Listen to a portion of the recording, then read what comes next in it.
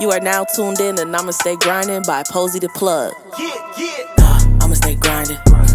I'ma stay grinding. Stay true to yourself, this shit all about timing. Love on yourself, you as bright as a diamond.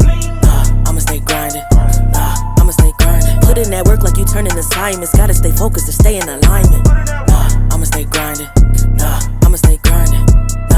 Peace and love, y'all. Welcome back to another episode of the I'ma Stay Grinding podcast.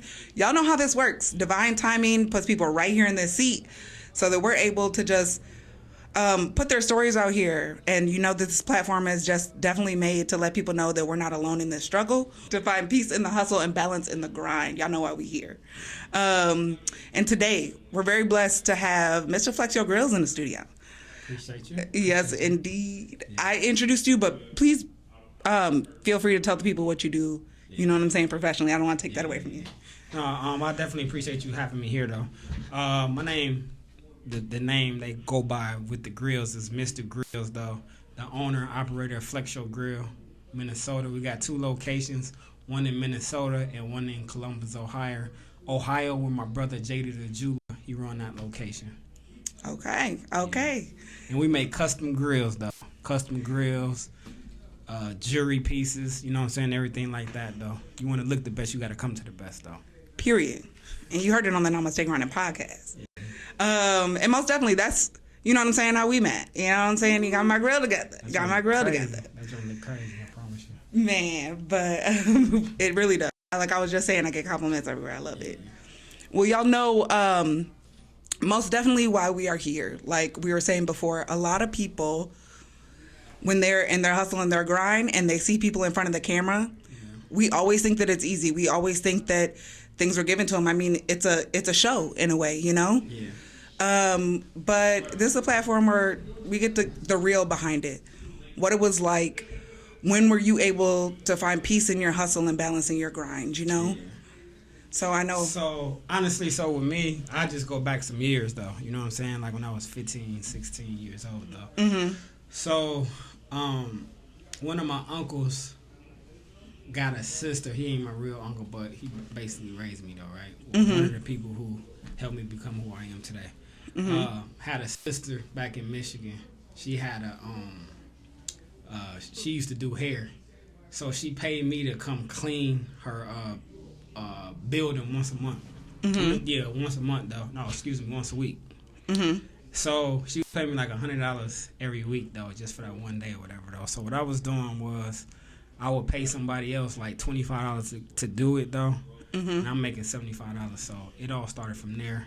Then it just kept going to different ventures, though.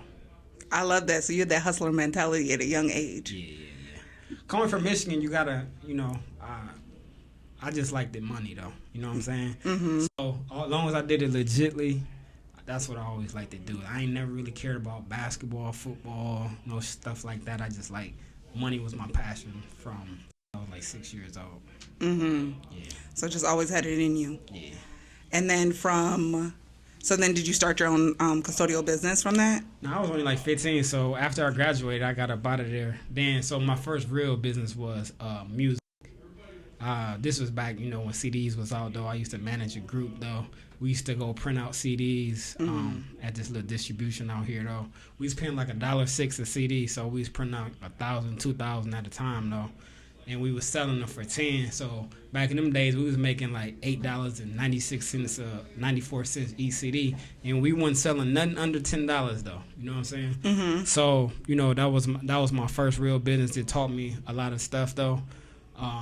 You know, I read one of these books called Everything You Need to Know About the Music Business, and it taught me about distribution, manufacturing, consignment, everything, just what you need to know about the music business.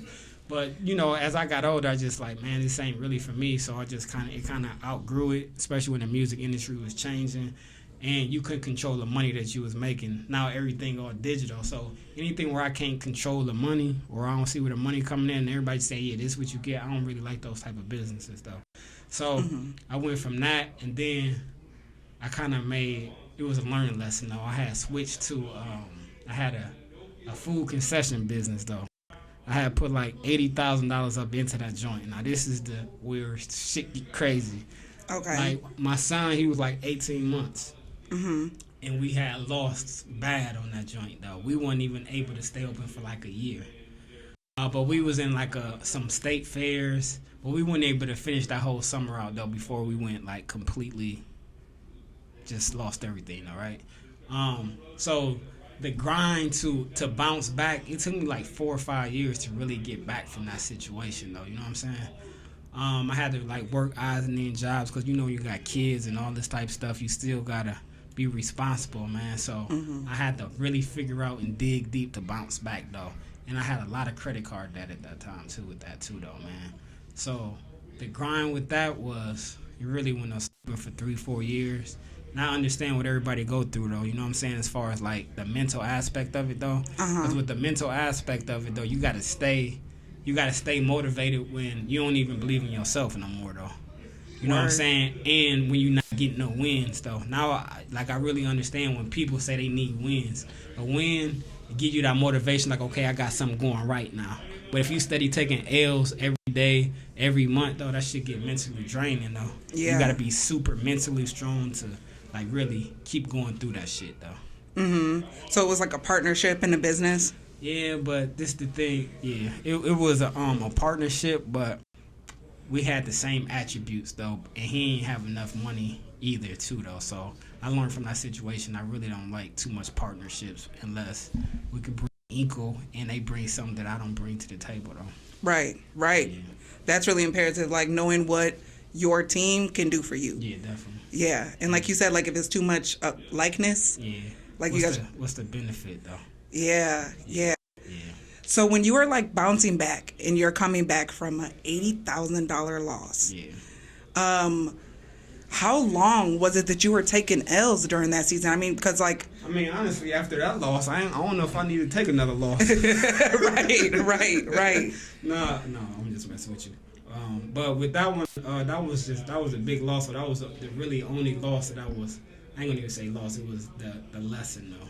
Preach. You Come know on. What I'm saying? So the lesson was that one on how to figure out how to get back, how to pay off all my debt, how to really get back into business and get like my mind back right though, man. So with that, I just always had a mentality to hustle. So a cleaning business had landed in my hand, and I started getting some success with that though. You know what I'm saying? Right after. Yeah, after them 3-4 years of just the odds of me and shit though. So I'm curious, like, what was the biggest takeaway? So you said they were lessons, you know? We're not the only L's we taking is lessons, right? Right. So what was your biggest lesson that you took with you to carry forward to your new custodial business? The biggest lesson is always don't put everything into the business though. You know what I'm saying? Like I had literally put everything that I had, and I didn't have a backup plan. So now that had taught me like, yeah, it's okay to put 90%, but still make sure you got some money put to the side in case some shit this joint take longer to take off, or so you don't put all the pressure on that particular business to succeed right then and there.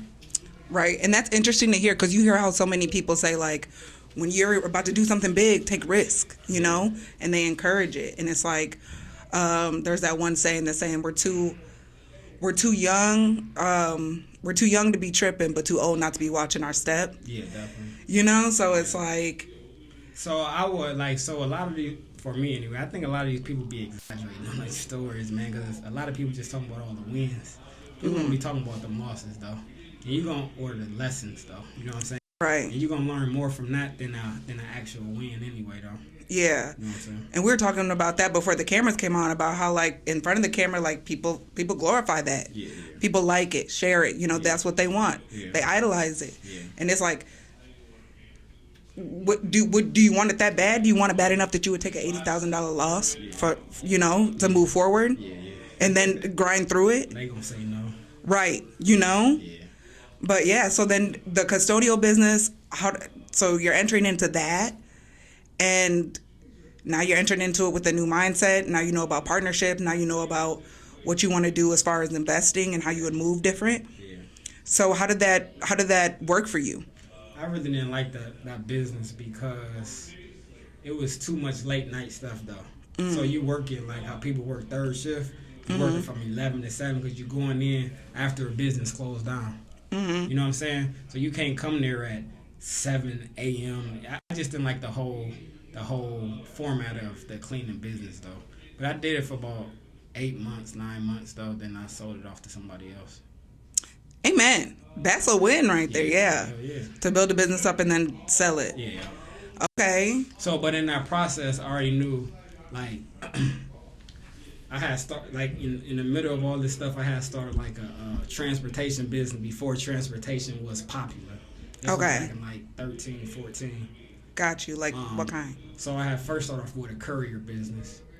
Okay. So with a courier business, I went and made a delivery, though. You know what I'm saying? At this one particular location, though. And it just, when I made this delivery, it was just so much product up in there. I'm like, man, it just smelled like it's some money up in here, though. You know what I'm saying? Right. So I asked them what they did, and they told me they deliver appliances to, like, homes. Mm-hmm. I never knew it was a business like that. You know what I'm saying? Mm-hmm. So I got the general manager number. I reached out to him. Long story short, I had signed a contract with him, though. And I learned about the home delivery business. So people who want to get in the transportation business, who don't want to do the CDL stuff or the CDL stuff, but want to make good money, though, the home delivery business is a real niche market that a lot of people don't know about, especially black people. Okay. Shout out to that free game, y'all. Free game. The whole thing is free game. Yeah. Take what you need. You need that. Okay, so being a serial entrepreneur and working through all of that, so you had your transportation business fall on while you were in the process of building up and selling your other business. Yeah. And dare I say, what's next? Like, because this is, like, that's cold that you did so many things and started so many businesses already. Yeah. So, I mean, in the process, like, after a couple years, once again, before stuff got popular, like, had started a sober house. I used to own, like, 3 sober houses out here, though, like, in St. Paul. Okay. That was a good business. The only thing about that business is it's overhead heavy. So you got mortgages, you got rent, you got electric bills, you got plumbing issues, you got it's just a whole bunch of stuff. So you can make good money, but the profit's going out the door too, though. Okay. Yeah. Okay. So you're really just kind of like, it's almost like you're just in it just to help. If that's it. But before it got saturated, like, it was always about the help too, because I had individuals in my family who recovered from drug and alcohol issues. So I don't want to just say that industry's specifically about money, but I'm a businessman too, and it has to make sense too, though. You know what I'm saying? So when stuff is not congested, it's okay. But when a lot of people start hearing about the money that you can make, it get congested, competition become different, and the profit margins start, like, getting slimmer and slimmer, though. Shout out to you. So I'm taking my own mental notes, and what I'm learning from you as you're talking is it's so important to know when to pivot. Oh yeah, hell yeah. Like, that's what I be telling, like, one of my mans, though. I think one of the beauties about myself, though, and one of the attributes, though, is I know like, when to say, yo, this situation is over, though. Right. You know what I'm saying? I'm not waiting to the building on fire. I can see it a mile away because I'm paying attention to so many different things. And that comes from me doing business for so many years, though. And can I say how people do, and I've said it before on my podcast, how you do anything is how you do everything. Yeah. So that was bars just then. But for life, you know, and not just business, you know. You have to know when things are done, know when things are over, know when to pivot, know when it's going to be profitable for you, know when you're going to gain something, know when you're losing. Yeah, know when you're losing, and don't be so price driven about everything, though. Like, people, like, they say, for instance, who people want to sell purses or whatever, they try to come in and try to undercut this person for they make the same type of purses, though, but all you doing is dropping the prices on your business too, though. So you got to be real mindful about that. How did you, like, because even when you got the custodial contract, you kind of just were really assertive. Like, it sounds like you just kind of took charge and just was like, okay, well, I want to make a contract with this business. Yeah. So with that, though, honestly, with that part, I went to a franchise. I paid them a couple $, and they was getting my accounts, though. Oh. So with that, you know what I'm saying, that franchise business is a whole, but like it's a tough business because you got to report to somebody, you got to pay franchise fees every month, though. It's just a whole. That's a headache business too, though. Okay. But for people who get involved, Okay. it's good though. You know what I'm saying? It's worth it. Yeah, it's worth it though. Okay. Yeah. Okay. Yeah. That's what's up. So, throughout this story, we're on our pathway to how you got to GRILLZ in Minnesota. Yeah. So where were we? I'm sorry. It's been a lot of adventures, you know? Definitely. So just so where were we at? Carrier business? Yeah, the courier home delivery. The courier home delivery. Sober homes. Sober homes. Yeah. So that was dope. I really liked that concept. I kind of had an idea myself to like open up homes for people. That's a and good help them. business though. It's like, you know what I'm saying, especially if you got the care, like, and so yeah, if you got the care that you want to do it for, like, and not worry about certain things, though, I think it's a good business to do it though, because not only are you helping people, but you're also making money in the process too, though. So that's a win-win across the board. Yeah, I guess if it don't make money, it don't make sense. No, Yeah. I like doing stuff free too. No. But I'm saying though, but it's good to have that hustle. Yeah, definitely. I've worked in philanthropy for a long time, and like literally that is a business where you are giving so much of yourself. Yeah, definitely. And you don't know sometimes when to draw or when your tank is empty or when to pivot, when to move, you know? Yeah. So It's definitely art. yeah. And I think that that's good balance. Yeah. Like being business driven and then also having that heart, like Yeah. you got to find somewhere to meet in the middle so that it does make sense on both ends. And more importantly, you gotta have morals too. Yeah. Yeah. So after the sober homes, like, what does Mr. GRILLZ do? So the sober homes, like, I seen it coming to an end, right? Because you can go to certain treatment centers here, and they will pay their housing fee, right? Basically, they rent. 100%. They pay like 90%. 100%. Yeah. Yep. So I work in property management, so I see a lot of that. Yeah. Yep. So the thing with that though, they had when COVID came, COVID made it where they didn't have to live at sober homes because, you know, they wanted the space and everything like that. So treatment centers had it where you could be. That's when Skype really blew up though. You didn't have to live in sober homes. You didn't have to come to the location. As long as you get on Skype though, it counts as you being there. Mm-hmm. So that's what really hurt the sober homes in that situation. So I seen the writing on that. So I'm like, I've been doing grills since high school. So it's about that time for Flex Your Grill to come to Minnesota. Okay. Yeah. Okay, but you had already been in Minnesota? Yeah. Yeah. For how long? Like 10 years. Okay, cool.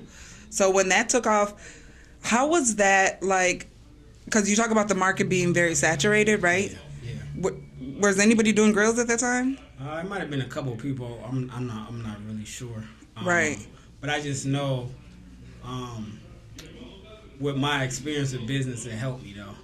But I had to pay attention to certain things though because I used to run just a whole bunch of different ads on different platforms, and I get people who will book their appointments, but they would no show.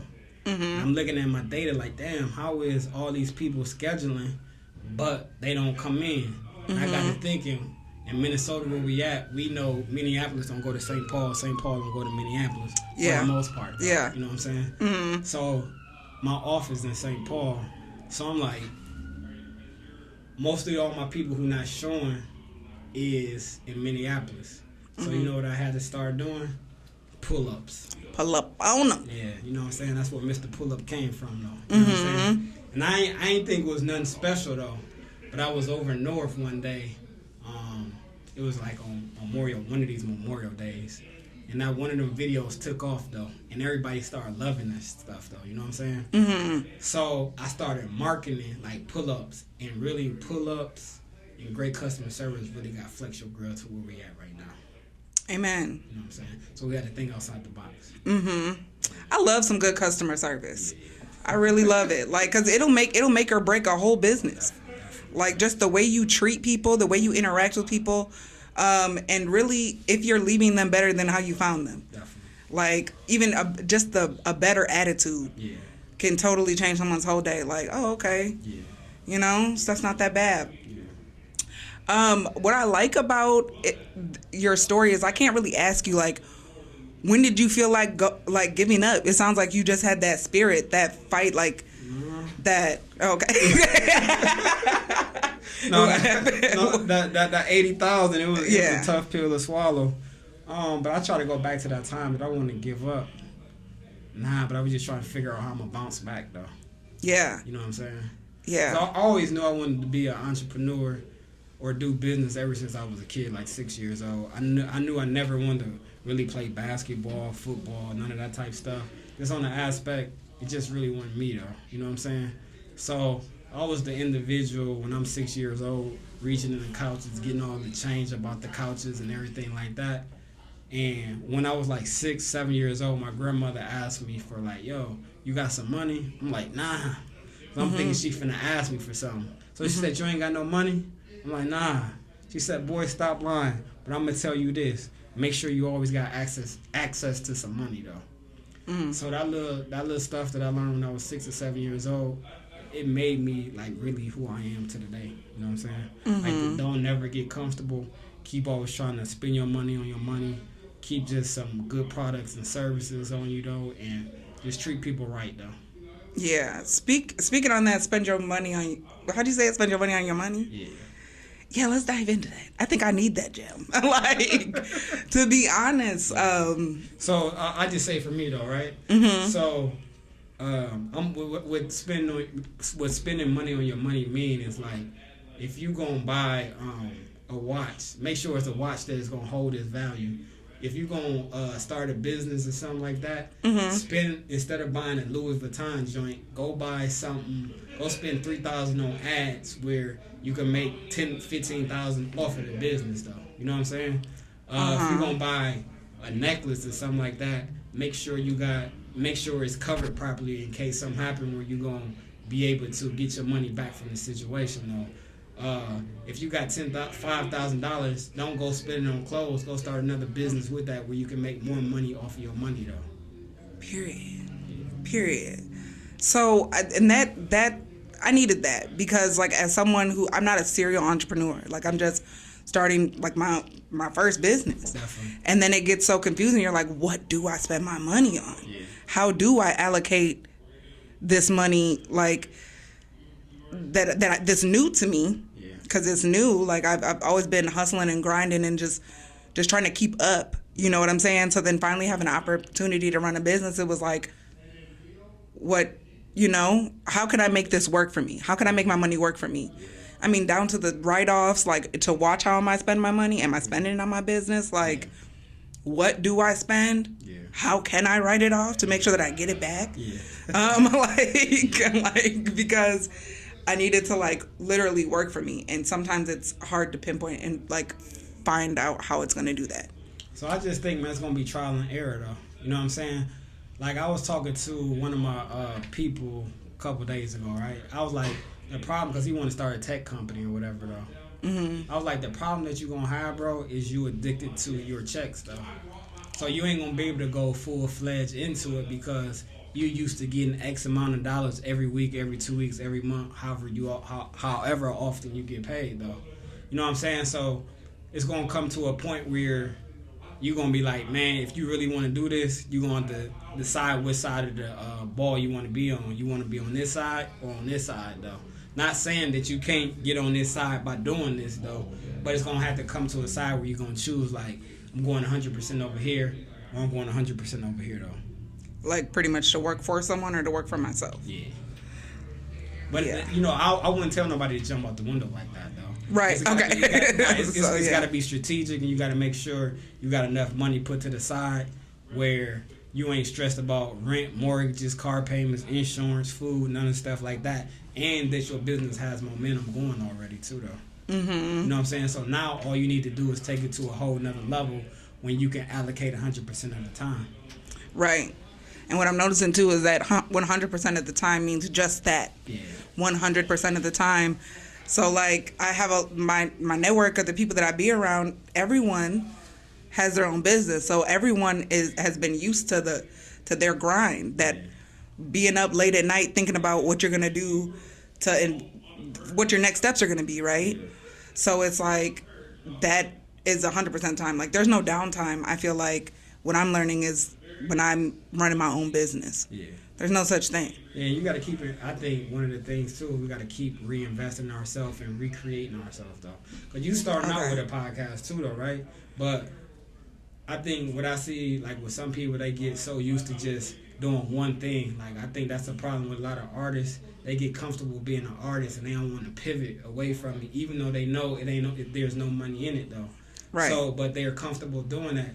But we got to figure out sometime, like, we got to be like, no, I'm finna recreate myself. I'm not finna be an artist no more. I might finna be a manager or something like that, though. You know what I'm saying?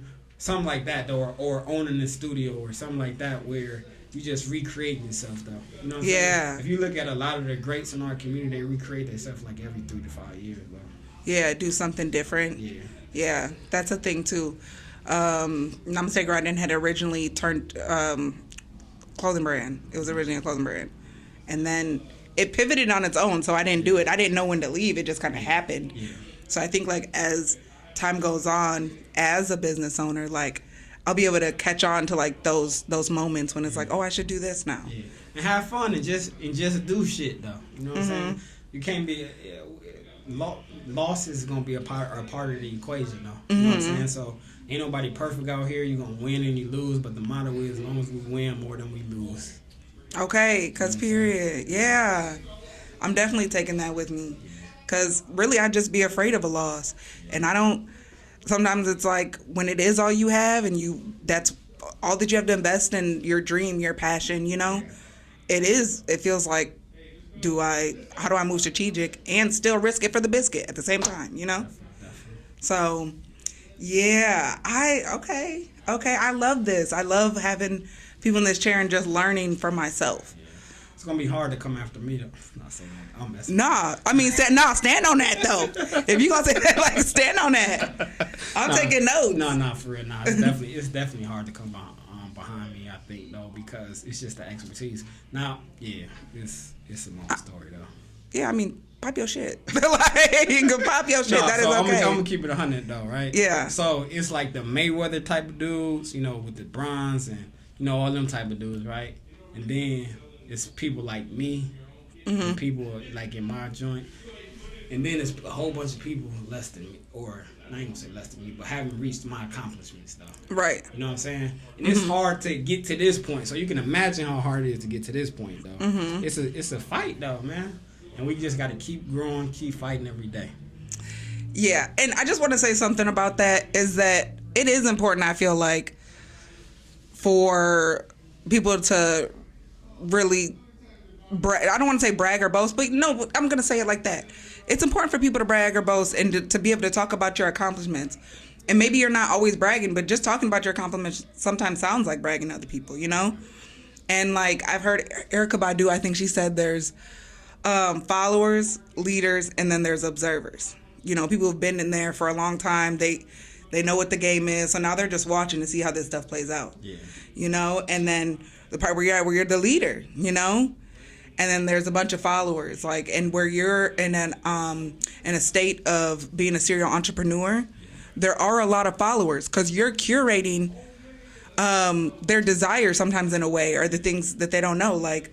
I worked in retail for a long time, and it's that. Yeah. Like, customers, I always say sometimes, like, I hate to say it like this, but it's like the consumer, sometimes as consumers, we're just silly. Yeah. We don't think about what we're spending our money on. We don't think about if this money is going to make money for us. Yeah. We don't think about that. Yeah. And those are the people that we target or serve, you know, however you want to look at it, when we're making money, when we're making our next moves. What could we do? Because ultimately, we're only making money off of a service that we provide for someone else. Definitely. So, Flex Your Grill motto is this, though. We set trends and we don't follow them. Period. You know what I'm saying? So that's the way how we approach everything in business, though. So we really don't pay attention what nobody doing. We look at what we can bring to the market and how we can add value to it. And, like, a lot of stuff was going on now. A lot of people mad because it's a lot more black entrepreneurs going on because they know, like, other demographics being channeling our money for so many years though. Now it's coming back full circle to us. And the good thing about black people is we know how other black people think. We know how to treat them. But this is what I tell any black business I go into. I don't care if you're black or whatever it is. I'm still holding you to a high standard though. Absolutely. You know what I'm saying? Absolutely. So it's good that there's a lot of black businesses going on. We just gotta connect the dots with everything though. Amen. And shout out to you holding them to a high standard, and then setting the standard. You know what I'm saying? I've worked with you on the business tip, and like you do set the standard with great customer service and the way that you treat your customers. You know what I'm saying? Yeah. So shout out to you for paving the way, even being a leader, and just everything that you do, because somebody's always watching, somebody's always learning. You know, I had the opportunity to have you here, and I always tell our guests, you know, take what you need from this episode. Like, there are real gems being dropped. You don't have to learn every lesson on your own. You don't have to make every mistake on your own. That's why I always tell people, just take what you need from this. It's been great gems that have been dropped, and I thank you so much for coming into the studio, sharing time and space, and your story, your legacy. I appreciate, we definitely appreciate the opportunity for you even reaching out to me about this situation, though. You know what I'm saying? So I'm glad that you thought about it. Absolutely, absolutely. And I always give folks just a real quick opportunity, if you want to let, you know, tell the people where to find you. All right, for sure. So on IG, you can follow us at flexyogrill.mn or at Flex Your Grill too, because that's the Ohio location. On Facebook, it's Flex Your Grill Minnesota. On TikTok, it's Mr. Flex Your Grill. You already know flexyourgrill.com. You know what I'm saying? Be on the lookout for Flex Up the movie too. We about to start working on that, so that's gonna be dope, man. Actually excited about that. I'm not a grill man. I'm a business man, no. So just having fun though, man, and enjoying life, and just trying to push the envelope for people who look like us though. Amen. I love it. I love it. I thank y'all for tuning in. Y'all make sure that y'all like, share, subscribe. And most importantly, y'all know the deal. Take what you need. I love y'all. Peace and love. Namaste.